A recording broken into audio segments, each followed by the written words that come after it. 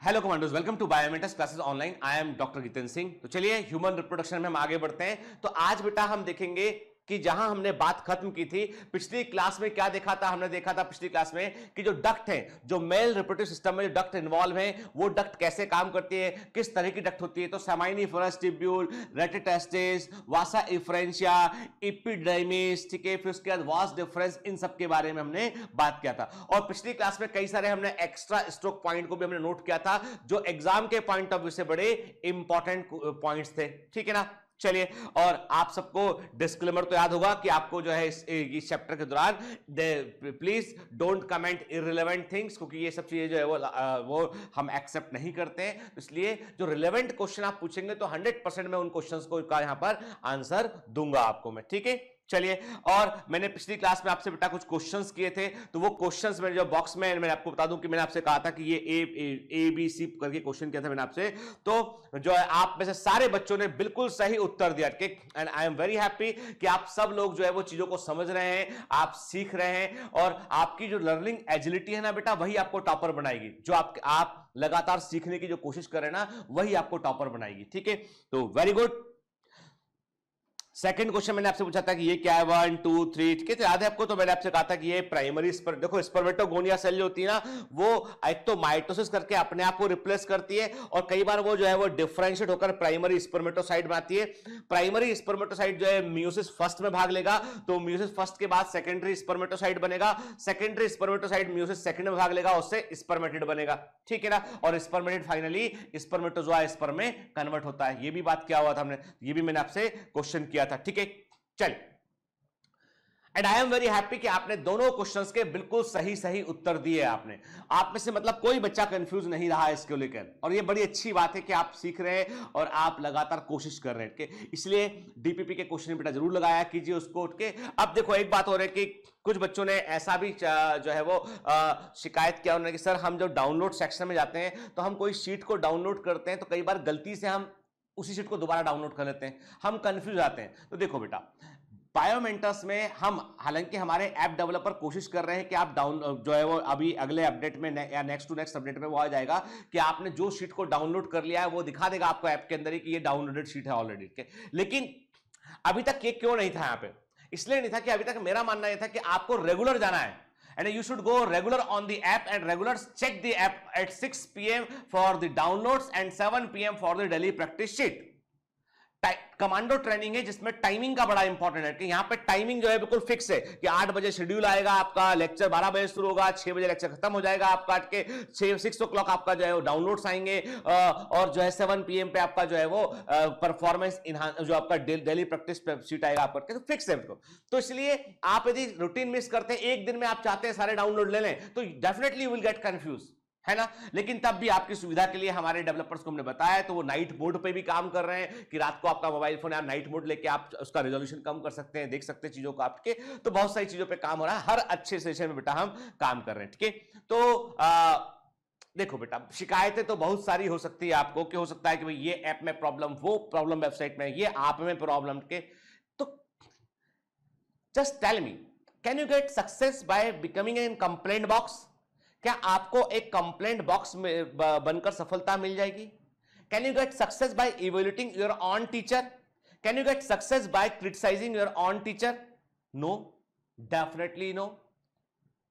हमारा संस्कृति सिखाता है गुरु का सम्मान करना है, ठीक है, शिक्षा का सम्मान करना है, लोगों से बेहतर व्यवहार करना है, यह हमारा कल्चर, संस्कृति हमको सिखाता है, ठीक है ना।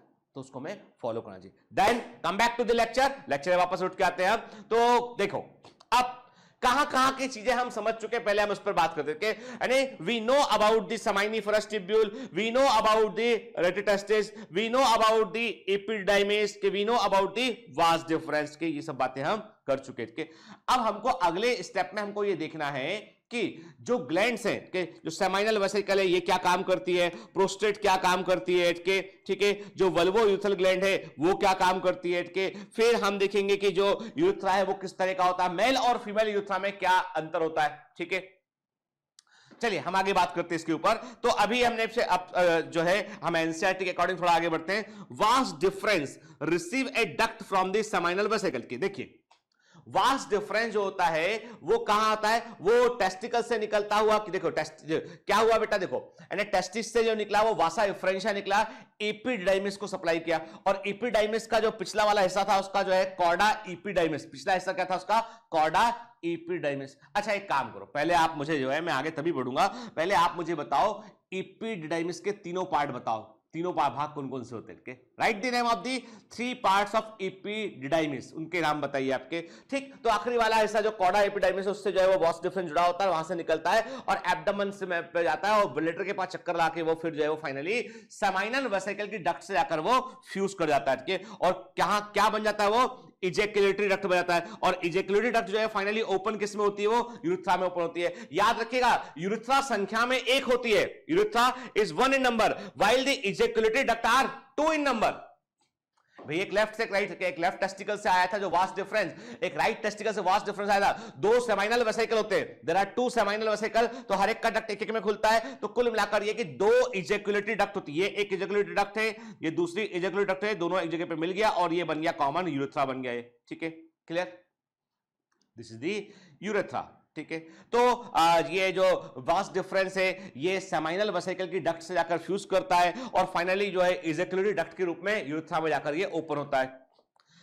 इंपॉर्टेंट बात है, दिस डक्ट स्टोर, मतलब स्टोर भी करता है and transport the sperm from testis to the outside through the urethra. ठीक है, अब ये जो डक्ट है ये स्टोर भी करता है, स्टोर करने के बाद क्या करता है, ये transport the sperm from the testis to the outside through the urethra के। और ये जो इजेक्युलेटरी डक्ट है ये जो है वो स्पर्म को स्टोर भी करता है, ट्रांसपोर्ट से हेल्प करता है यूरेथ्रा से बाहर निकालने में। के अब आपने सुना होगा कि जो है, मैं आपको देखिए, मैं आपको खुलकर डॉक्टर के पॉइंट ऑफ व्यू से मैं आपको बात कर रहा हूं कि there are some few boys को बहुत सारी क्वेरी होती है इन चीजों को लेकर, कि कई लोगों ने सुना होगा कि जो है कई बार सीमेन जो है वो रात के समय सोते के दौरान निकल जाता है, तो उसके पीछे कारण मैंने आपको बताया था कि स्पर्म जो है वो बनते रहते हैं, लगातार स्टोर होते रहते हैं। कई बार क्या होता है, कई बार इसका संबंध इस चीज से होता है कि if you are watching some pornographic content on mobile phone and some magazine के this kind of content जो है that is not good for mental health के, तो वैसे कंटेंट को देखने पर क्या होता है कि व्यक्ति जो है वो एक्साइटेड होता है एंड जो सीमेन का सीमेन का जो फ्लो है वो बनना शुरू होता है, लेकिन but somehow if there is no ejaculation तो वो डक्ट के अंदर स्टोर हो जाता है। कि जब वो व्यक्ति सोता है तो वो जो चीजें उसने देखी है उसके जो है वो समझ लीजिए कि उसके ड्रीम्स के दौरान चल रही होती है, तो वहां पर कई बार जो है उसको सेल्फ इजेक्युलेशन आता है और सीमेन बाहर निकलता है सोते के दौरान। दैट इज, उसको जो है कॉमन लैंग्वेज में लोग नाइट फॉल कहते हैं। Absolutely normal, absolutely normal, but मैं हमेशा एक बात कहता हूं कि there is human physiology that we can not deny कि ये ह्यूमन फिजियोलॉजी जो है वो उसको हम किसी चीज से बांध दें के, दैट इज ह्यूमन फिजियोलॉजी के।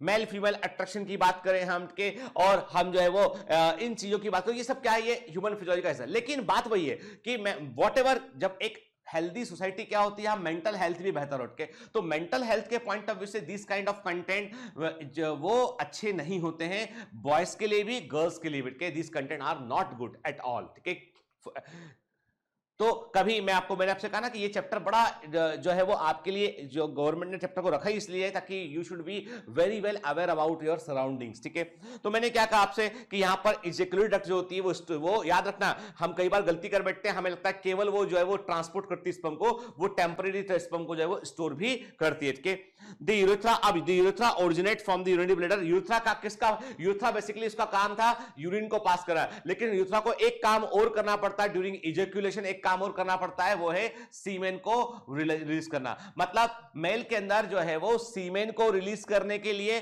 और यूरिन को पास करने के लिए एक ही ओपनिंग होती है, दैट इज द यूरेथ्रा, एक ही डक्ट होती है, वो यूरेथ्रा है, और यूरेथ्रा की ओपनिंग को यूरेथ्रीमीटस कहते हैं। ठीक है, and extend to the penis to the its external opening called the यूरेथ्रीमीटस।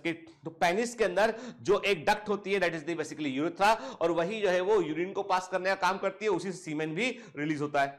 ठीक है, ओपनिंग को बोलते हैं यूरेथ्रल मीटस कहते हैं। देखिए ठीक, तो हमने क्या देखा अभी, हमने देखा कि देखिए ये टेस्टिकल्स है, इसमें के टेस्टिकल दिख रहे हैं आपको, एपिडाइमिस दिखाई पड़ रहा है, देन आप देख रहे हैं वास्ट डिफरेंस। तो वास्ट डिफरेंस के लिए बेटा हम डक्टस डिफरेंस वर्ड भी यूज करते हैं, तो कंफ्यूज मत होना के, वास्ट डिफरेंस को हम डक्टस डिफरेंस भी कहते हैं, और इसको हम जो है वो, ठीक है, इसे हम जो है वो स्पर्म डक्ट भी कहते हैं, स्पर्म जो है वो स्पर्म डक्ट भी कहते हैं, स्पर्मेटिड कॉर्ड नहीं बोल रहा मैं, स्पर्म डक्ट कह रहा है, इसे हम स्पर्म डक्ट भी कहते हैं, ठीक है। फिर ये देखिए ये कहां गया, ये सेमाइनल वेसिकल है, इससे जाकर फ्यूज हुआ और क्या बन गया, ये इजेक्युलेटरी डक्ट बन गया, और इजेक्युलेटरी डक्ट फाइनली किसमें जाके ओपन होगा, वो यूरेथ्रा में। तो this is the actually this is the urethra, यहां ये यूरेथ्रा है, इसमें जाके ये जुड़ गया है, ठीक है। और this is the opening of the urethra, इसे हम क्या बोलते हैं, यूरेथ्रल मीटस, इसे हम यूरेथ्रल मीटस कहते हैं, इसे हम यूरेथ्रल मीटस कहते हैं, ठीक है। मैं इधर लिख देता हूं, इसे हम क्या बोलते हैं, ओपनिंग को हम बोलते हैं यूरेथ्रल मीटस, है ना, ठीक है। सब पे क्वेश्चन आता है, देखिए, है ना। अब वो वही डायग्राम को मैं दोबारा बता रहा हूं आपको, देखिए आप ये पूरा का पूरा ये पूरा सिस्टम समझ चुके हैं। वास्ट डिफरेंस जो है ये गया, और जाने के बाद क्या सेमाइनल वेसिकल है, इसकी डक्ट से मिला और क्या बन गया, इजेक्युलेटरी डक्ट बन गया ये, और ये किसमें फ्यूज किया, ये यूरेथ्रा में फ्यूज किया बेटा, फाइनली यूरेथ्रा में फ्यूज किया, और उसके बाद क्या हुआ, मैंने कहा यूरेथ्रा में फ्यूज किया, और जो है फिर ये यूरेथ्रा जो है पेनिस से होता आएगा, और यहाँ पे ओपनिंग से ये बाहर रिलीज हो जाएगा, ठीक है, क्लियर। देखिए ना, तो जस्ट सी दी इमेजेस केयरफुली, तो आपको चीज सारी बात समझ में आएगी, ठीक है। इंटरेस्टिंग बात है कि यूरेथ्रा जो होता है ना, यूरेथ्रा का जो पहला पार्ट है ना, जहां से वो यूरिनरी ब्लैडर से यूरेथ्रा निकलता है, ठीक है, ठीक। तो यूरेथ्रा का जो फर्स्ट पार्ट था, उसके आसपास एक ग्लैंड उसको घेरे होती है, वो होती प्रोस्टेट ग्लैंड, वो क्या है, वो है प्रोस्टेट ग्लैंड, ठीक है। ये आप देख रहे हो इजेक्युलेटरी डक्ट है, किसमें ओपन हुए, यूरेथ्रा में। देखिए कितना एकदम स्पष्ट डायग्राम है कि यूरेथ्रा जो है एक ब्रॉड ओपनिंग थी जो ब्लैडर से कनेक्टेड थी, उसी में जो है उसी में दोनों तरफ से लेफ्ट और राइट से आके क्या खुल गया, उसमें इजेक्युलेटरी डक्ट आके उसमें खुल गया, क्लियर। देखो ये है वास्ट डिफरेंस है, ये सेमाइनल वेसिकल है, ये सेमाइनल वेसिकल का डक्ट है, सेमाइनल वेसिकल का डक्ट है, और फाइनली ये क्या बन गया, इजेक्युलेटरी डक्ट बन गया, और इजेक्युलेटरी डक्ट दोनों जो है वो कहां खुल रहे हैं, यूरेथ्रा में आकर खुल रहे हैं बेटा, ठीक है ना। इसका मतलब ये जब एक मेल जो है वो सीमेन को रिलीज करता है, उस समय यूरिनरी ब्लैडर और यूरेथ्रा जो है वो वहां पे एक स्फिंक्टर होता है, एक मस्कुलर स्फिंक्टर होता है, मसल से बना हुआ एक सर्कल होता है, इसे हम स्फिंक्टर कहते हैं, जो कि पकड़ के रखता है उसको, और किसको, ब्लैडर की ओपनिंग को, जिससे कि यूरिन पास ना हो जाए। जब सीमेन निकलेगा तब यूरिन नहीं निकलेगा, ठीक है, और जब यूरिन निकलेगा तब सीमेन नहीं निकलेगा, ठीक है। तो there is kind of sphincters के। तो देखिए हम देख रहे हैं ये यूरेथ्रा है, और इसकी ओपनिंग को हम बोलते हैं मीटस कहते हैं, इसकी ओपनिंग को हम मीटस कहते हैं, क्लियर, ठीक है। चलिए वास्ट डिफरेंस के लिए एक्स्ट्रा स्टॉक पॉइंट लिख लीजिए, वास्ट डिफरेंस आल्सो कॉल्ड वासा डिफरेंशिया और स्पर्म डक्ट, ठीक है, और इसे हम डक्टस डिफरेंस, इसे हम जो है वो लिख लेंगे डक्टस डिफरेंस भी इसको हम कहते हैं, इसको हम डक्टस डिफरेंस भी कहते हैं बेटा, ठीक है ना। तो वास्ट डिफरेंस also called वासा डिफरेंशिया और स्पर्म कॉर्ड और डक्टस डिफरेंस के, और ये किससे अराइज होता है, ये कॉर्डा एपिडाइमिस का पिछला भाग होता है, जो कि टेल ऑफ एपिडाइमिस है, और उसको हम बोलते हैं कॉर्डा एपिडाइमिस कहते हैं। और मैंने आपसे भी क्वेश्चन किया था, पहले वाले भाग को क्या बोलते हैं बेटा, उसे हम जो है वो पहले वाले भाग को हम क्या बोलेंगे बेटा, तो कॉपुट एपिडाइमिस, पहला वाला भाग क्या होता है इसका, कॉपुट एपिडाइमिस, जो कि हेड होता है, बॉडी ऑफ एपिडाइमिस कहती है कॉर्पस एपिडाइमिस, और आखिरी एंड कहता है इसका कॉर्डा एपिडाइमिस, ठीक है ना, क्लियर, ठीक। चलिए फिर आते हैं हम इजेक्युलेटरी डक्ट में। तो क्या याद रखिए बेटा, एनसीईआरटी में साफ देखो, एनसीईआरटी में एक लाइन लिख के खत्म कर दिया उन्होंने कि इसका मतलब ये कि that is the NCERT some in some places the NCERT behaves like a syllabus, ठीक है। तो आपको उसको डिटेल में समझने की जरूरत होती है। तो मैंने कहा बेटा आपसे कि इजेक्युलेटरी डक्ट संख्या में 2 होती है, याद है ना आपको, हमने देखा था कि ये यूरेथ्रा है, हमने कहा था कि ये यूरेथ्रा है, ये यूरेथ्रा है, जो ये ब्लैडर है, ठीक, और ब्लैडर से ये ब्लैडर हो गया, इमेजिन कर रहे हैं हम, ये ब्लैडर हो गया, ठीक है ना, और ये यूरेथ्रा के इतना थोड़ा नैरो होगा बेटा, मैंने डायग्राम में ब्रॉड बना रखी है यूरेथ्रा के। तो जो इजेक्युलेटरी डक्ट होगा ना बेटा, वो कहां कैसे ओपन होगा, इसमें ये मैंने कहा ये इजेक्युलेटरी डक्ट ओपन हुआ इसमें आके, ठीक है ना, ठीक है। तो 2 होते हैं, दोनों यूरेथ्रा में आके वो ओपन होते हैं, formed by the union of duct of seminal vesicle and vas difference के। ये कैसे बनता है बेटा, मैंने आपको बताया, सेमाइनल वेसिकल का डक्ट और वास डिफरेंस का डक्ट आपस में फ्यूज करेगा, उससे इजेक्युलेटरी डक्ट बनेगा। Store and transport the sperm from testis and to the outside through the urethra. ठीक है, अब आते हैं हम ग्लैंड्स पे के। ये तो हम समझ गए, डक्ट तो सारी एकदम क्रिस्टल क्लियर हो गया, कोई डक्ट में किसी को डाउट है क्या, बताओ मेरे को। अब भी डाउट है तो बेटा फिर क्या बड़ी उसकी मुसीबत है, तो वो ठीक है, अब डाउट नहीं रहना चाहिए। चलिए, मेल एस्टरी ग्लैंड्स इंक्लूड, तो मेल एस्टरी ग्लैंड में क्या होता है बेटा, सेमाइनल वेसिकल एक पेयर होते हैं, दो होते हैं, लेफ्ट और राइट। ठीक है, प्रोस्टेट ग्लैंड संख्या में एक होती है, वेरी वेरी इंपॉर्टेंट, ठीक है, भूलना के। एंड जो बल्बो यूरेथ्रल ग्लैंड होती है, जिसको हम काउपर ग्लैंड भी कहते हैं, इसको हम काउपर ग्लैंड भी कहते हैं, ये भी नहीं भूलना, ठीक है, ये संख्या में होती है, दो पेयर में होती है। ठीक है, वेरी वेरी इंपॉर्टेंट के इन तीनों ग्लैंड का सीक्रेशन, मतलब सेमाइनल वेसिकल का सीक्रेशन, प्रोस्टेट का सीक्रेशन, बल्बो यूरेथ्रल ग्लैंड का सीक्रेशन, तीनों के सीक्रेशन को मिला के बोलते हैं हम सेमाइनल प्लाज्मा कहते हैं। ठीक है, और जिसमें कि बड़ी मात्रा में आपको फ्रक्टोज देखने मिलता है, कैल्शियम देखने मिलता है, और कुछ एंजाइम इसके अंदर पाए जाते हैं। अब ये सब क्या काम करते हैं हम आगे बात करेंगे। ठीक, तो you should remember this thing कि what is seminal plasma. Seminal plasma is not the secretion of only seminal gland के, seminal vesicle के, it is the secretion of 3 gland के। जो seminal plasma है उसमें 3 gland का secretion होता है, seminal vesicles का होता है, इसमें prostate का होता है उसमें, और उसमें किसका secretion होता है, उसमें bulbourethral gland का secretion भी उसके अंदर शामिल होता है। और आपको seminal plasma में कौन सा आयन स्पेसिफिक रूप से देखने मिलेगा, वो होता है कैल्शियम आयन के, और दैट इज द, और ये कैल्शियम बड़ा इंपॉर्टेंट के। अब देखेंगे आप कि जो सीमेन होता है, सीमेन जो है वो उसमें यदि किसी क्लॉथ पे गिर जाए, कहीं गिर जाए, तो सीमेन जो है वो उसका थक्का जम जाता है, वो गेट क्लॉट, सीमेन गेट क्लॉट के। और इसीलिए जब कभी फॉरेंसिक जांच में कोई सेक्सुअल असॉल्ट का केस होता है, कोई कहीं पर कोई सेक्सुअल क्राइम हुआ है, तो वहां पर जो विक्टिम है उसकी पूरी बॉडी को देखा जाता है, उसमें देखकर जो है वो कि उसकी बॉडी में एनालिसिस कहता है कि भाई कहीं पे सीमेन गिरा होगा तो निश्चित तौर पे वो क्लॉट हुआ होगा, तो उस सीमेन को ले लेते हैं और उस सीमेन से डीएनए निकाल के डीएनए फिंगरप्रिंट तैयार कर लेते हैं। और सबसे बड़ी बात यह है कि जो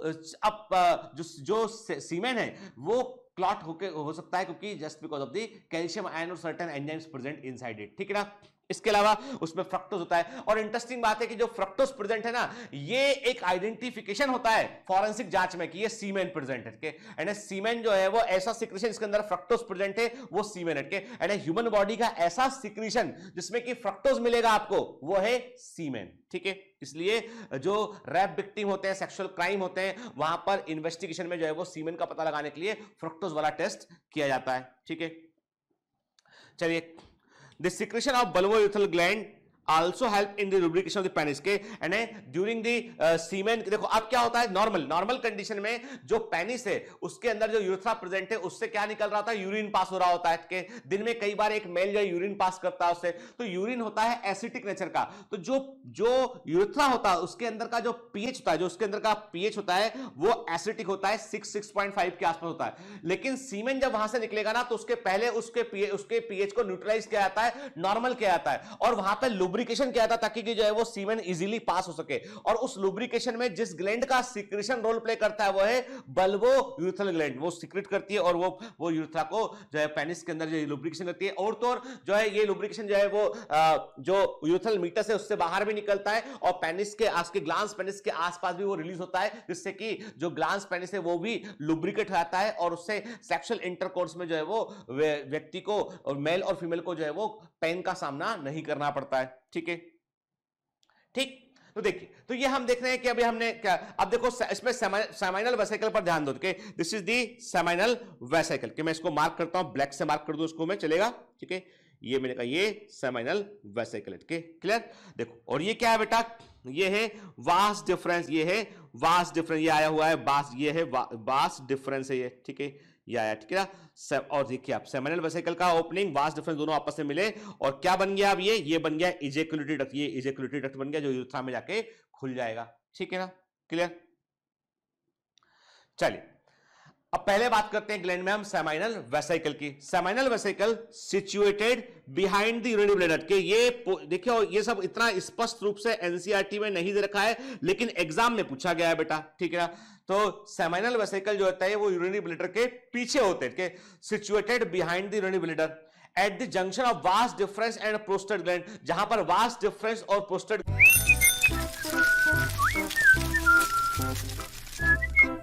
Hi, sorry to disturb you in between lecture. But it's important to inform you. You should download Biomentors app from Google Play Store.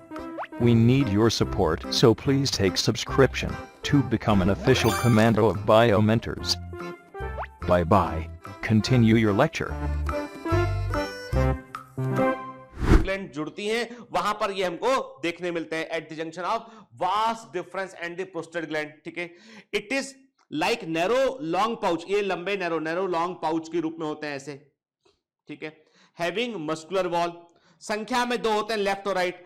Important बात यह है कि दे प्रोड्यूसेस एल्कलाइन, इनका सिक्रेशन होता है एल्कलाइन के। 7.4 इज दिस पीएच, जो pH है 7.4 वो सेमाइनल वेसाइकल के सिक्रेशन, जो सेमाइनल वेसाइकल का सिक्रेशन है उसका पीएच 7.4 होता है। क्लियर?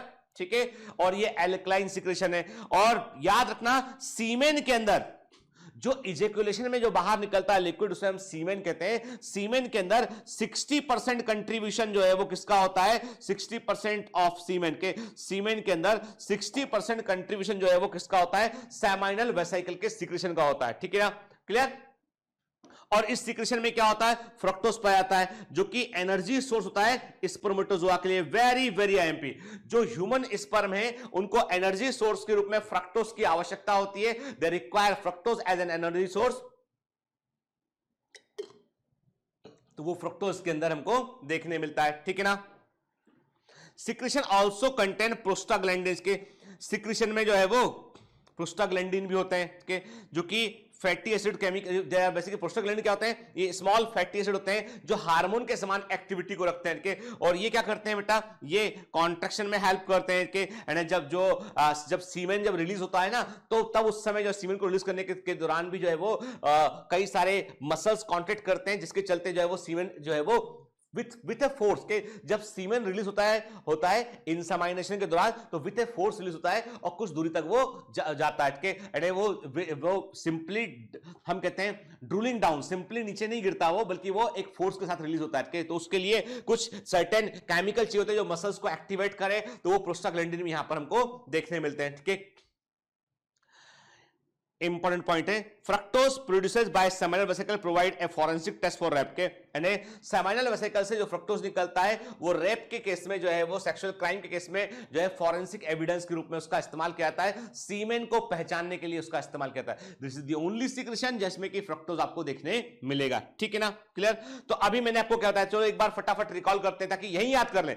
कई बच्चों को लगता है कि सर थोड़ा जल्दी, थोड़ा फास्ट। तो बेटा थोड़ा फास्ट का मतलब तो ये तुम खुद ही पढ़ लो यार, है ना? बहु तेरे चैनल है, वहां आके पढ़ लो। हमको काम ये है कि हम चाहते हैं कि आप मुझसे 1 घंटा पर पढ़ रहे हैं, आप 45-50 मिनट मेरे को दे रहे हैं, तो उस 50 मिनट में आप जब लेक्चर शुरू किए और लेक्चर जब खत्म किए, उस दौरान बहुत सारी चीजें आपको याद हो जाना चाहिए। बाद में लिखेंगे, फिर याद करेंगे, रटेंगे, वो सब कॉलम नहीं है। You should involve in that extend, उस लेवल तक आपको इन्वॉल्व होना है कि आप लेक्चर के दौरान ही चीजों को सीख जाएं आप। ठीक है, तो मैं एक बार रिकॉल करते हैं, मैंने आपसे कहा कि सेमाइनल वेसिकल कहां है? यूरिनरी ब्लैडर के पीछे सिचुएटेड है वो, उठ के कहां पर? जहां पर vast difference of prostate gland का जंक्शन होता है, दोनों जुड़ते हैं, वहां पर प्रेजेंट है के।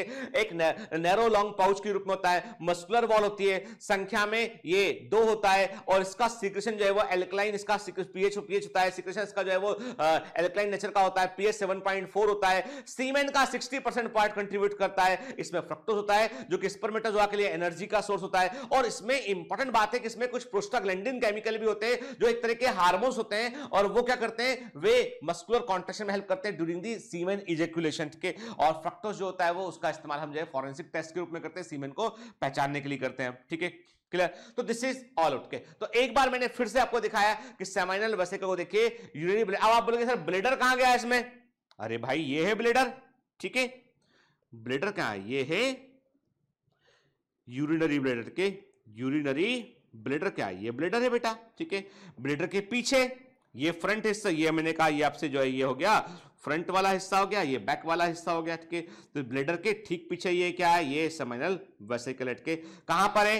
यहां पर जो है ये है prostate gland, this is the prostate gland.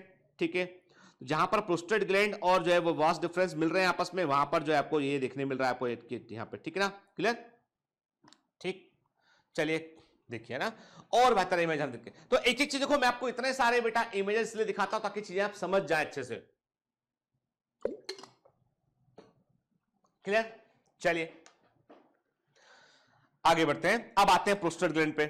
Prostate gland संख्या में एक होती है, तो गलती मत करके, इट इज 1 इन नंबर के, ये जोड़े में नहीं होते, it is unpaired, it is unpaired gland, ठीक है ना? क्लियर? तो it is 1 in number, situated in the first part of urethra, ये यूरेथ्रा के पहले हिस्से में होती है। इसीलिए कभी कभी एक बड़ी समस्या होती है, आप कभी देखना ओल्ड एज के लोग जो होते हैं, मैं आपको बता रहा हूं कि जो ओल्ड एज के लोग होते हैं ना, कभी जब वो जो है वो यूरिन पास करते हैं तो उनका जो यूरिनरी फ्लो है वो स्लो हो जाता है। That's why they take more time to pass the urine के। जो ओल्ड लोग होते हैं, say at the age of 60 year 65 year के 60-65 साल 70 साल के जो लोग होते हैं, उनका नेचुरली भी उनका प्रोस्टेट ग्लैंड साइज में बढ़ चुका होता है। अब चूंकि प्रोस्टेट ग्लैंड क्या करता है, जो यूरेथ्रा के पहले वाले पार्ट को कवर किया होता है, यानी फर्स्ट पार्ट ऑफ यूरेथ्रा जो ब्लेडर से निकल रहा है वहां पर ये ग्लैंड होता है। और ये ग्लैंड क्या करता है, जब इस ग्लैंड का साइज बढ़ेगा ना, तो यूरेथ्रा को ये कंप्रेस करेगा। इस ग्लैंड का साइज बढ़ेगा तो यूरेथ्रा को ये कंप्रेस करेगा, इसलिए यूरिनरी फ्लो जो है वो स्लो हो जाता है, ठीक है? और सडनली, और जिन लोगों को बिनाइन प्रोस्टेट हाइपरट्रॉफी होती है, बीपीएच बोलते हैं मेडिकल में इसको, इसके लिए एक वर्ड यूज करते हैं, बिनाइन प्रोस्टेट हाइपरट्रॉफी, मतलब ये कैंसर नहीं है, ये केवल प्रोस्टेट ग्लैंड बढ़ गया, प्रोस्टेटोमेगाली हो गया, बढ़ गया, ठीक?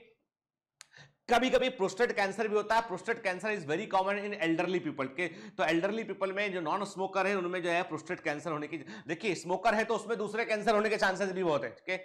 तो आप सोचोगे सर स्मोकिंग करने से कैंसर, प्रोस्टेट कैंसर नहीं होता, ऐसा नहीं है कि स्मोकर में दूसरे कैंसर ज्यादा मिलेंगे आपको, पर नॉन स्मोकर में जो है प्रोस्टेट वाला कैंसर जो है वो किसी में भी हो सकता है, उठ के। तो प्रोस्टेट ग्लैंड जो है वो साइज में बढ़ जाती है, और बढ़कर क्या करती है, वो कई बार यूरेथ्रा को चारों ओर से घेरती है और उसे प्रेस करती है, उसे कंप्रेस करती है, जिसके चलते यूरिन का जो फ्लो है वो कम हो जाता है, ठीक है? याद रखिए, ये बड़ा क्लिनिकल इंपॉर्टेंस की छोटी छोटी बातें हैं, पर क्लिनिकल इंपॉर्टेंस की है। तो मैंने क्या कहा कि प्रोस्टेट ग्लैंड एक संख्या में होता है, फर्स्ट पार्ट यूरेथ्रा के फर्स्ट पार्ट में होता है। It contains prostatic utricle and acini के कवर्ड बाय द कैप्सूल, मतलब इस ग्लैंड के अंदर आपको ऐसे गुच्छे दिखाई पड़ते हैं यहाँ पे टिश्यू गट के, हम यूट्रिकल होता है थैलियों के समान के, एंड इसके अंदर जो कई सेल्स के कई क्लस्टर होते हैं, जिनको हम जो है वो क्या बोलते हैं, हम उन्हें बोलते हैं जो है वो प्रोस्टेटिक यूट्रिकल कहते हैं, ठीक? कुछ हमको गैप दिखाई पड़ते हैं, उन्हें हम प्रोस्टेटिक एसिनाई कहते हैं, और ये एक टफ लेयर से गिरे होते हैं, इसको हम कैप्सूल कहते हैं, ठीक है? तो डिटेल हिस्टोलॉजी में जाने की जरूरत नहीं है, पर इतना याद रखिए कि यूट्रिकल और एसिनाई हमको किस मेल सेक्स ऑर्गन की एक्सेसरी ग्लैंड में देखने मिलते हैं, तो ये सेमिनल वेसिकल में नहीं होते। सेमिनल वेसिकल के बारे में लिखा था कि मस्कुलर वॉल होती है, मस्कुलर स्ट्रक्चर होता है उसमें, ठीक है? यहां पर क्या है, यहां पर आपको आप देखेंगे यहां पर जो यूट्रिकल एसिनाई देखने मिलता है, और ये बेसिकली कैप्सूल लेयर से घिरे होते हैं, ठीक है? और सीमेन का ये 15 से 30% कंट्रीब्यूट करते हैं। सीमेन में देखा था, हमने कहा था कि सीमेन के अंदर 60% कंट्रीब्यूशन तो सेमिनल वेसिकल का होता है, ठीक है? 15 से लेकर 30% कंट्रीब्यूशन किसका होता है, वो प्रोस्टेट ग्लैंड का होता है, ठीक है? सिक्रीशन में भी स्लाइडली एसिटिक टू अल्कलाइन। आप देखो कई सारा कंफ्यूजन मिलेगा आपको, के आप प्रोस्टेट ग्लैंड के सिक्रीशन के बारे में पढ़ेंगे तो आपको कहीं पर एल्कलाइन लिखा मिलेगा, कहीं पर एसिटिक लिखा मिलेगा आपको, के तो कुछ भी गलत नहीं है उसमें और कुछ भी सही नहीं है उसमें। कारण उसके पीछे ये कि इट वेरीज अ लॉट, के एंड प्रोस्टेट ग्लैंड के सिक्रीशन जो है वो बड़ा वेरी करता है, के मेडिकल्स की बुक्स में देखेंगे आप, तो आप देखेंगे कि आप यदि मान लीजिए एक बिल्कुल जो इंडियन राइटर की जो मेडिकल की बुक देखेंगे, आपको मिलेगा कि जो प्रोस्टेट का सिक्रीशन है वो एल्कलाइन होता है। लेकिन आप फॉरेन ऑथर्स की बुक देखेंगे आप, तो आप पाएंगे कि वो एसिटिक से लेकर एल्कलाइन तक हो सकता है, ओके? तो that is not a matter. तो यहां पर चूंकि हमारे एनसीईआरटी में साफ साफ कुछ दे नहीं रखा इसके बारे में, पर we should have the clear information की जो पीएच है प्रोस्टेट ग्लैंड के सिक्रीशन का, it is very from 6.5 to 7.31 के, और इसमें एसिटिक नेचर किस पे डिपेंड करता है, कितना सिट्रिक एसिड कंपोनेंट प्रेजेंट है इसके अंदर के, तो it contains the citric acid के, और ये जो सिट्रिक एसिड है ये इसको एसिटिक नेचर प्रोवाइड करता है। यदि सिट्रिक एसिड का अमाउंट कम होगा तो ये एल्कलाइन होता चला जाएगा, सिट्रिक एसिड का अमाउंट बढ़ जाएगा तो ये क्या हो जाएगा, ये एसिटिक हो जाएगा, के। तो प्रोस्टेट ग्लैंड सिक्रीशन में क्या क्या होता है, सिट्रिक एसिड होता है, एसिड फॉस्फेटेज होता है, ठीक है? पेप्सिनोजन के पेप्सिनोजन होता है इसमें, ठीक है? अब ये क्यों होता है हम आगे बात करेंगे, कि फाइब्रोलाइसिन होता है। अब ये मत बोलना कि डाइजेशन यहां पे होने लगा है, नहीं, ये किसी कारण से होता है, ठीक है? तो मैंने क्या कहा आपसे कि जो है वो पेप्सिनोजन है इसके अंदर, फाइब्रोलाइसिन और जो है वो फाइब्रोनोजिनेज है इसके अंदर, एल्बुमिन है इसके अंदर, प्रोस्टाग्लैंडिन है इसके अंदर, ठीक है ना? क्लियर? तो याद रखिए बेटा, ये जो है फाइब्रोलाइसिन, मैंने कहा ना कि सीमेन का थक्का जमता है, सीमेंट जम जाता है, उसके लिए जो है वो कुछ केमिकल जरूरी होते हैं, ठीक है। ये आपको देखने मिलता है यहाँ पे इसमें प्रोस्टेट के सीक्रेशन में, ठीक है। देखिए अब प्रोस्टेट ग्लैंड कहां पर, हम इस इमेज में ध्यान से देख रहे हैं, देखिए है ना, ये देखो आप देख रहे हो, ये आपको दिखाई पड़ रहा है, देखो ये टेस्टिकल से आपको, ये हम देख रहे हैं एपिडिडाइमिस दिखाई पड़ रहा है, ये दिखाई पड़ रहा है हमें जो है वो वास्ट डिफरेंस दिखाई पड़ रहा है, ये गया यहाँ पे, तो आप देख रहे हो कि ये देखो यहाँ पे ये this is the prostate gland, ये प्रोस्टेट ग्लैंड है, ये जो यूरेथ्रा का पहला वाला हिस्सा जो यूरेथ्रा का फर्स्ट हिस्से को कवर की हुई, ये फर्स्ट हिस्से को कवर की हुई क्या ये है, प्रोस्टेट ग्लैंड दिखाई पड़ रही है आपको ये, ठीक है ना, क्लियर। देखिए ना और बेहतर इमेज के, जिससे एकदम समझ गए हम कि ये प्रोस्टेट ग्लैंड का पोजीशन कहां पर होता है, ठीक है बेटा, एकदम क्लियर है ना। तो देखो है ना, ये निकला यूरेथ्रा, ठीक है, ये पूरा यूरेथ्रा है ना, ठीक, ये पूरा यूरेथ्रा है, इसको चारों ओर से किसने घेर लिया है, प्रोस्टेट ग्लैंड ने चारों से घेर लिया है, प्रोस्टेट ग्लैंड ने, है ना, ठीक है। फिर इसमें क्या खुल रहा है, ऐसा ओपन हो रहा है, इसमें आके ओपन हो रहा है ये इजेक्युलेटर, ये इजेक्युलेटर इसमें आके ओपन हो रही है ना, देखो आप, है ना, ठीक है, क्लियर। तो फर्स्ट पार्ट को कौन घेरता है, प्रोस्टेट ग्लैंड घेरता है यूरेथ्रा के फर्स्ट पार्ट को, देखिए ना, है ना। तो एकदम देखो मैं आपको दिखा रहा हूं बेटा कि क्या हो जो है वो, क्योंकि ये सब चीजें ना एकदम दिमाग, और आपको बता दूं मैं, जो मैं आपको अभी ये बता रहा हूं ना, ये आप यदि आप अच्छे से दिमाग में रखेंगे तो पूरे मेडिकल करियर में आपको ये काम आएगा, कि चलिए तो हमने समझ गया कि प्रोस्टेट ग्लैंड अब आप, कई बच्चे इतना नेगेटिव होते हैं कि बोलते हैं कि सर पहले एमबीबीएस पहुंच तो जाए, नीट तो निकाल ले, फिर एमबीबीएस की बात करा रहे भैया, ये बेसिक्स है, ये तो है ना, आपको ये तो आना ही चाहिए सब चीजें, जब क्योंकि आपको क्या लगता है ना, कई बच्चों को लगता है कि एनसीईआरटी बड़ी सुविधाजनक बुक है, कि एनसीईआरटी का गाना गाओ, 2 लाइनें पढ़ो, 3 लाइनें याद करो उसकी, ठीक है, काम खत्म हो गया, लगता है कि तैयारी हो गई, लेकिन एग्जाम में पेपर नहीं बनता, क्योंकि भैया उसके लिए तो बहुत कॉन्सेप्ट क्लैरिटी चाहिए। तो एनसीईआरटी एक दोहे के समान है, कबीरदास जी के दोहे के समान है, 2 लाइनें लिखिए, 20 लाइनों का मतलब है उसका, ठीक है, तो उसको समझने की कोशिश कीजिए, ठीक है। चलिए अब देखिए मैंने आपको कहा नॉर्मल प्रोस्टेट होगा तो कोई दिक्कत नहीं है कि नॉर्मल यूरिन का फ्लो होगा, लेकिन यदि यूरिन का फ्लो सडनली जो है वो धीमा होने लगा है तो one should go and check the prostate, के प्रोस्टेट का को चेक करना जरूरी है। तो डॉक्टर वहां पे उस समय जो है वो यूरिन फ्लो की जांच करता है कि, और जो है वो सोनोग्राफी की जाती है, प्रोस्टेट का साइज पता लगाया जाता है कि प्रोस्टेट कहीं साइज में बढ़ तो नहीं गया, तो इनलार्ज प्रोस्टेट होगा तो वो यूरेथ्रा को जो है वो यूरेथ्रा को कंप्रेस करेगा, जिससे यूरिन का फ्लो जो है वो कम हो जाएगा। और ऐसा देखने मिलता है हमको विनाइन प्रोस्टेटिक इनलार्जमेंट में, या विनाइन प्रोस्टेटिक हाइपरट्रॉफी बोलते हैं, उसमें हमको ऐसा देखने मिलता है, शॉर्ट में इसको बीपीएच कहते हैं, ठीक है। Prostate secretion contains substances important for sperm mobility, important बात है कि अभी तक स्पर्म जो है वो पूरी तरीके से मोबाइल नहीं हुआ, मूवमेंट नहीं कर पाता वो के, तो स्पर्म जो प्रोस्टेट सिक्रीशन है उसमें ऐसे सबसे होते हैं जो स्पर्म की मोबिलिटी के लिए जरूरी होते हैं कि, ठीक। इन्फ्लेमेशन ऑफ प्रोस्टेट जो है उसे हम प्रोस्टेटिस कहते हैं, प्रोस्टेट में इन्फ्लेमेशन को प्रोस्टेटिस बोलते हैं बेटा के, और जो है वो प्रोस्टेट इनलार्ज आती है कई बार, तो उससे जो है वो यूरिन पास करना मुश्किल हो जाता है। The pH of expressed prostatic secretion was acid with a mean of 6.7 in men without inflammatory prostatic disease। अब देखो साइंटिस्ट कहते हैं कि प्रोस्टेट का जो सिक्रेशन है उसका पीएच ये बतलाता है कि कोई इंफेक्शन तो नहीं है, सब कुछ नॉर्मल कंडीशन है इनके। यदि पीएच 6.7 है तो इसका मतलब है व्यक्ति को कोई भी तरह का इन्फ्लेमेशन या इन्फेक्शन जो है वो प्रोस्टेट में नहीं है। लेकिन यदि प्रोस्टेटिक सिक्रेशन का पीएच 8.1 आता है that represent the chronic bacterial prostatitis, के ये बताता है कि प्रोस्टेट में बैक्टीरियल इन्फेक्शन हो चुका है और लंबे समय से वो इन्फेक्शन प्रेजेंट है, जिससे कि पीएच को बदल दिया है। क्लियर? तो मैं क्लियर कर दूं फिर से कि आपको कई एमसीक्यू बुक में इसका आंसर एल्कलाइन मिलेगा, तो ठीक है। मैंने कहा ना आपसे कि मोस्टली जो है वो हम यदि आपको, जिससे मैंने कहा कि कई बार क्या होता है, कई बार आंसर जो एग्जामिनर बोर्ड जो उसके अकॉर्डिंग आंसर तय हो जाता है। तो यदि आपको एक कोई चुनना हो, आपको एसिटिक और एल्कलाइन में कोई एक आंसर चुनना हो, मेरी बात सुनिए, नंबर के लिए बात कर रहे हैं कि यदि आप नीट की तैयारी कर रहे हैं, ध्यान से, यदि नीट का एग्जाम दे रहे हैं तो नीट के एग्जाम में यदि आपको चुनना हो कि प्रोस्टेट का सिक्रेशन एसिटिक है या एल्कलाइन है, तो आंसर इज स्लाइडली एल्कलाइन। आप चुन के आएंगे, नंबर मिलेगा आपको। But when you are preparing for PG examination, ठीक है, एमबीबीएस के बाद एमडी के लिए बात कर रहे हैं हम, या आप जो है वो किसी बायोलॉजिकल ओलंपियाड की बात करें, या आप जो है वो किसी जेआरएफ नेट की बात करें, your answer should be acidic to alkaline के best answer, otherwise acidic is the correct answer के। अब ये क्यों आप बोलोगे सर इतना वेरिएशन क्यों है? अब देखो मैं इसमें बेटा कुछ नहीं कमेंट कर सकता हूं, कारण ये है कि जो आंसर ऑफिशियल की बुक जो कीज दी गई थी एक जमाने में जब क्वेश्चन पूछा गया तो उसके अंदर आंसर वो था, ठीक है ना। गूगल करोगे तो भी कंफ्यूजन होगा आपको, कहीं एल्कलाइन मिलेगा कहीं एसिडिक मिलेगा ये चीज, ठीक है। ठीक, तो अभी गूगल करने की जरूरत नहीं, बता दिया, याद रखो उसको। BPH benign prostatic hypertrophy common condition होती है एल्डरली लोगों में, ठीक है, क्लियर। तो देखो अब क्या क्या बात कर चुके बेटा, हम बात कर चुके जो है वो प्रोस्टेट के, this is the prostate gland, ये प्रोस्टेट ग्लैंड है आपका, है ना, ठीक है। और ये जो देख रहे हैं आप दो, these are the bulbourethral gland के, ये काउपर ग्लैंड भी कहते हैं इनको, हम बल्बो यूरिथ्रल ग्लैंड्स भी कहते हैं, इनको काउपर ग्लैंड कहते हैं, बल्बो यूरिथ्रल ग्लैंड कहते हैं, ठीक है। देखिए ध्यान से ना, इस दी काउपर ग्लैंड्स और बल्बो यूरिथ्रल के, उसको हमने मैग्नीफाई करके दिखाया इस इमेज में, ठीक है ना बेटा।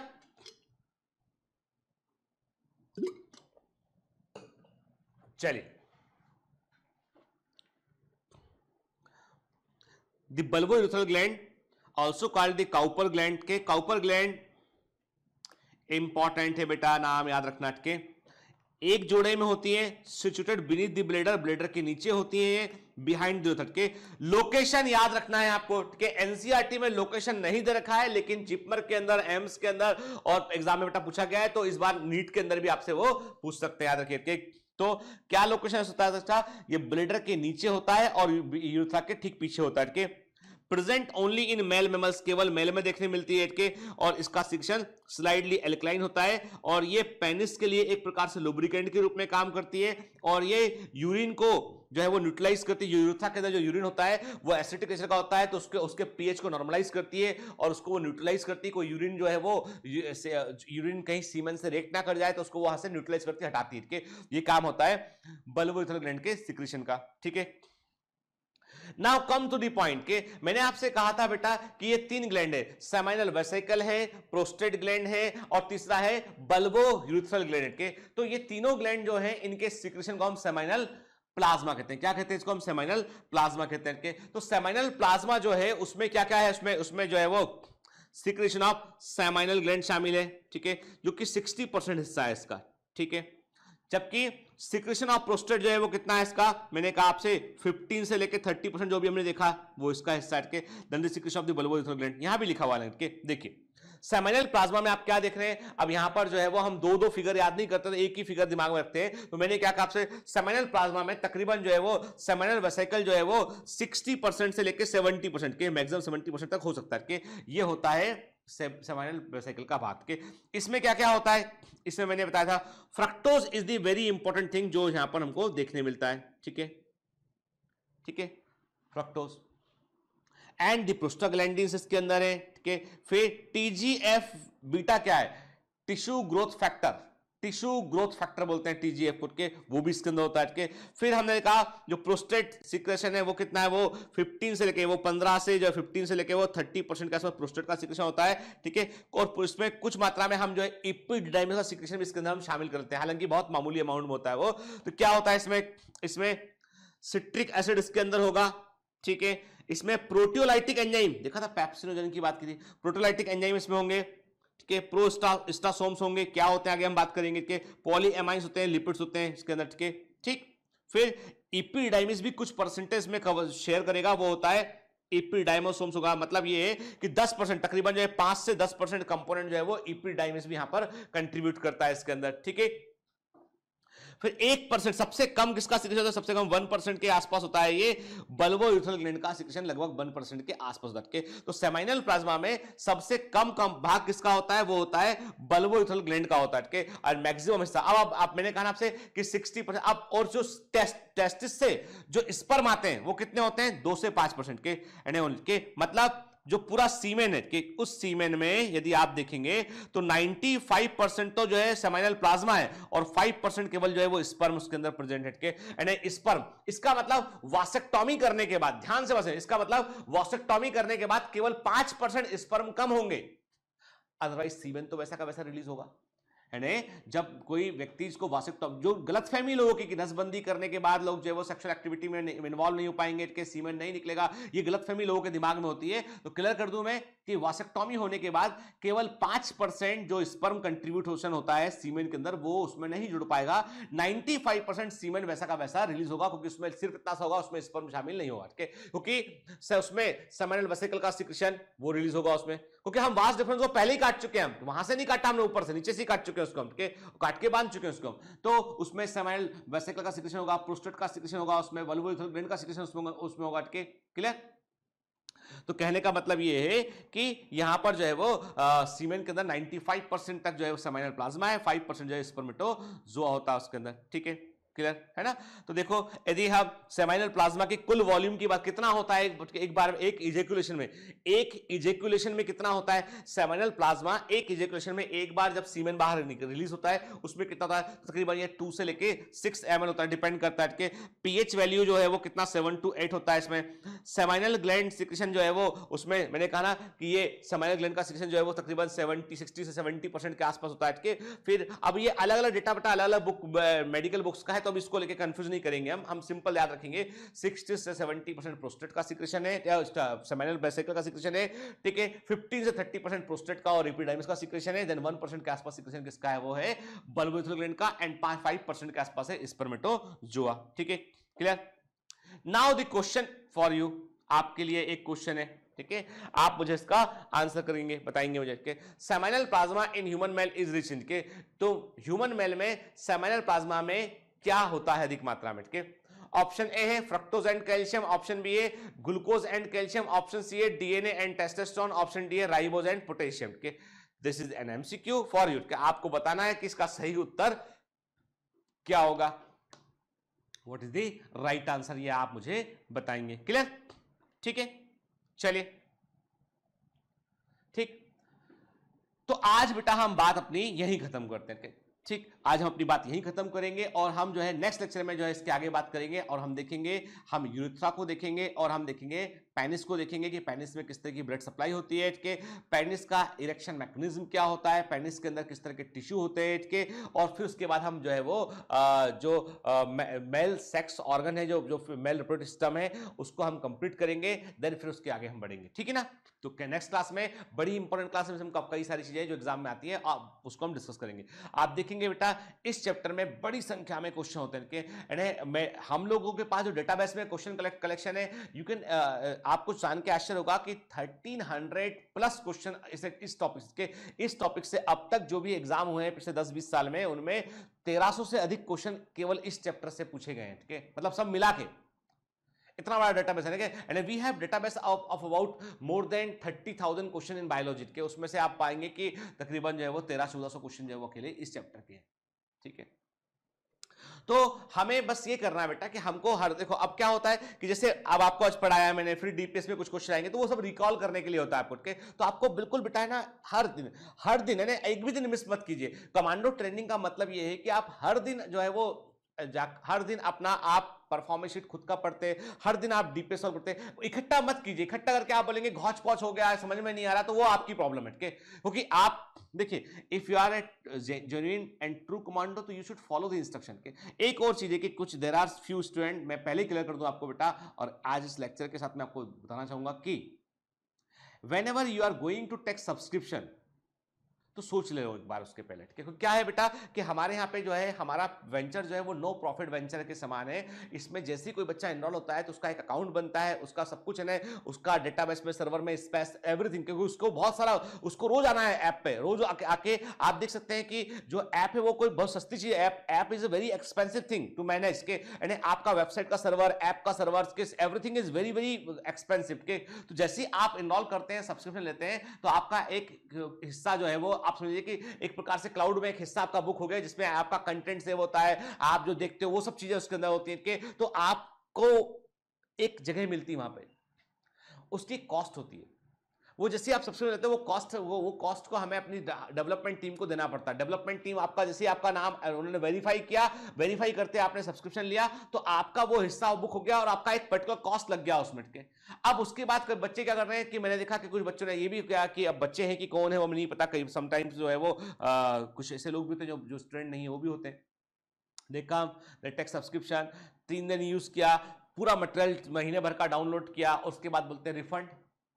And we have no refund policy. मैं क्लियर कर दूं, हम ये भी नहीं कहते कि कोई सब्सक्रिप्शन खरीद ले हमसे ले ले, हम यही बोलते हैं कि भैया देखो आप सोच समझ लो, आपको कमांडो ट्रेनिंग में आना है तो आप ज्वाइन कर जाओ, वेरीफाई कराओ अपने आप को, उसके बाद आप वेरीफाई होने का, जब हमने वेरीफाई कर दिया उसके बाद तुम सब्सक्रिप्शन ले सकते हो, लेकिन सोच समझ के लेना उसके बाद, है ना। धंधा करने नहीं बैठे यहाँ पे हमके, तो इसलिए आप उसको बेटा सोच समझ के लीजिए, क्योंकि हम रिफंड नहीं कर पाएंगे यार, है ना। हम अपनी पॉकेट से, आपका स्पेस बुक हो गया, ब्लॉक हो गया वहां पे, अब हम उसके बाद आपको रिफंड करके अपनी पॉकेट से आपके आने का भुगतान करें, दैट इज नॉट जस्टिफाइबल, ठीक है ना। इसलिए सोच समझ के लीजिए, ले लिया है तो फॉलो कीजिए, don't go and find the fault की फॉल्ट, आप यू आर नॉट जज हियर कि आप अंदर आके फॉल्ट पता कर रहे हैं कि ये फॉल्ट है, ये फॉल्ट है, ये फॉल्ट है, ये फॉल्ट है, इसलिए मैं तो वहां जा रहा हूं। अरे वहीं जाना भाई, ठीक है, हमें नहीं चाहिए, we don't want, we already have limited space, we already overburdened. हम चाहते हैं टॉप ऐसे बच्चे जुड़ के साथ चले, भरोसा रखें। सबके माता पिता अंबानी नहीं होते ना, सबके माता पिता टाटा भी नहीं होते, तब भी माँ बाप तो होते हैं ना। तो आप हमारा कंपटीशन यदि आप किसी बहुत बड़े वेंचर से कर रहे हैं तो बेटा हम नहीं है, हम बहुत छोटे लोग हैं, छोटे वेंचर के उसको पे काम कर रहे हैं। तो जैसे हम अपने हमारे माता पिता को, हमारे पिताजी से हम बोलते नहीं तुम अंबानी क्यों नहीं हो, हाँ तुम बिरला क्यों नहीं हो, बताओ। घनश्याम दास बिरला होते मजा आता, धीरू भाई अंबानी होते, मुकेश अंबानी होते, कुछ मजा आता जिंदगी का। क्या पिताजी, you can not find fault in your father, ठीक है। I am not comparing myself with your father, I am just comparing that कि this is a family and you should respect the family. हमारे पास जो है बेटा, हमारे पास 2 सूखी रोटी होगी, हम तुमको एक देंगे, एक खुद खाएंगे, ठीक है। हमारे पास जो होगा हम उसको देंगे, and everything comes with a huge cost. We are operating in Mumbai in COVID condition, okay? We are operating in very difficult situation. 1 lakh से उस पर केस यहाँ पर मुंबई के अंदर के। We are managing team somehow.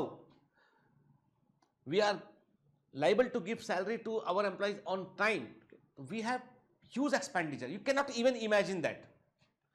तो इसलिए सोच समझ के जुड़िए, नहीं जुड़ेंगे चलेगा, पर जुड़ने के बाद टूटेंगे तो दुख होगा, ठीक है ना, आपको भी मेरे को भी। All the best.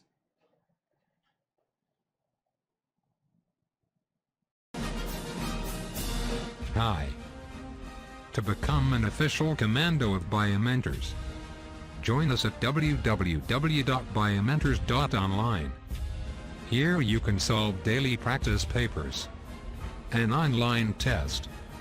You can download performance enhancement sheets. You can track your progress. You can interact with other fellow commandos. Join us and prepare yourself. It's a commando training for your success.